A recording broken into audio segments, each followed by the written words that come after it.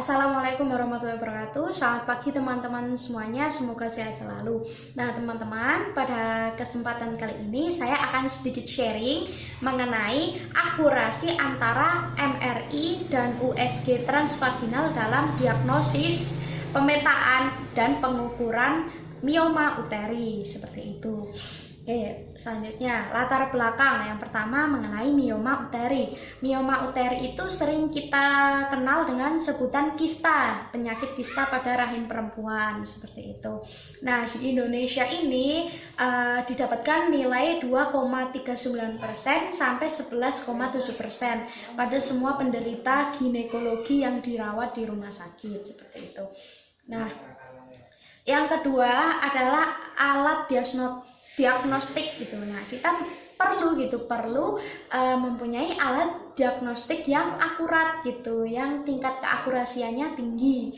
Nah, setelah kita mempunyai alat diagnostik yang tinggi, kita jadi tahu tindak lanjut yang pas itu seperti apa untuk penderita dari kista tersebut gitu.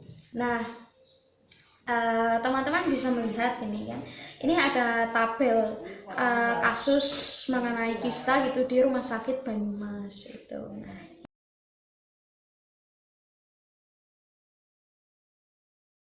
ada USG transvaginal. Nah, USG transvaginal itu merupakan alat kedokteran gitu, alat diagnostik kedokteran yang memanfaatkan dari gelombang ultrasonik kayak gitu, dari gelombang ultrasonik yang memiliki frekuensi tinggi, nilainya 250 kHz sampai 2000 kHz. Nah, yang kemudian hasilnya ditampilkan pada layar monitor. Nah, itu bisa dilihat hasil dari USG itu seperti apa gitu. Nah, terus selanjutnya adalah MRI atau kepanjangannya dari Magnetic Resonance Imaging gitu. Nah, itu juga merupakan alat diagnostik. Namun yang membedakan alat ini adalah memanfaatkan dari gelombang elektromagnetik seperti itu. Nah, kemudian selain itu MRI ini memanfaatkan dari resonansi getaran terhadap inti atom hidrogen. Nah, oke teman-teman gitu, untuk prinsip kerja dari MRI tersebut gitu, secara singkat gitu kan, tubuh kita ini ketika berada di luar alat MRI itu memiliki struktur hidrogen yang acak. Nah, begitu tubuh kita masuk kepada alat MRI tersebut gitu, dan dipancarkan gelombang elektromagnetik, maka struktur hidrogen itu akan menjadi searah dari pancaran gelombang elektromagnetik tersebut. Nah, kemudian gitu kan akan dipancarkan frekuensi radio. Nah, ketika dipancarkan frekuensi radio ini gitu, hidrogen ini akan mengalami penyerapan energi dan mengalami pembelokan. Oke, sampai situ. Nah, setelah mengalami pembelokan gitu kan. Nah, besar kecilnya pembelokan ini ditentukan dari lama tidaknya pemaparan frekuensi radio tersebut.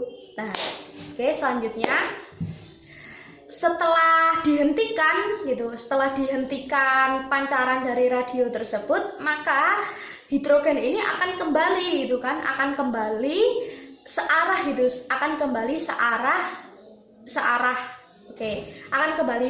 dan memancarkan energi. Nah, besarnya pancaran energi tersebut gitu kan akan dideteksi gitu oleh komputer dan akan diolah datanya seperti itu. Nah, ini kemudian hasil dari penelitian tersebut mendapatkan nilai bahwa MRI ini lebih akurat dibandingkan USG gitu. Nah, teman-teman bisa melihat nilainya ya, seperti itu, tingkat kesalahan dari USG ini lebih besar dibandingkan dari MRI. Nah, oke ya.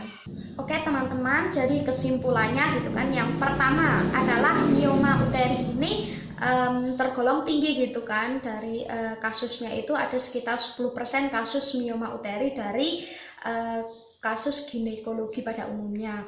Nah, yang kedua adalah jumlah dan lokasi mioma dari ukuran akan menentukan tingkat kesulitan operasi dan mempengaruhi angka kegagalan operasi, sehingga kita perlu yang namanya alat diagnostik yang akurat seperti itu, memiliki akurat yang tinggi. Nah, kemudian yang ketiga MRI ini lebih akurat dibandingkan USG transvaginal ketika jumlah dan ukuran dari kista tersebut itu lebih besar seperti itu. Jadi ketika jumlahnya lebih banyak dan volumenya lebih besar, itu lebih efektif memakai lebih akurat memakai MRI seperti itu. Mungkin cukup sekian dari saya, kurang lebihnya mohon maaf. Terima kasih banyak teman-teman, semoga sehat selalu. Wassalamualaikum warahmatullahi wabarakatuh.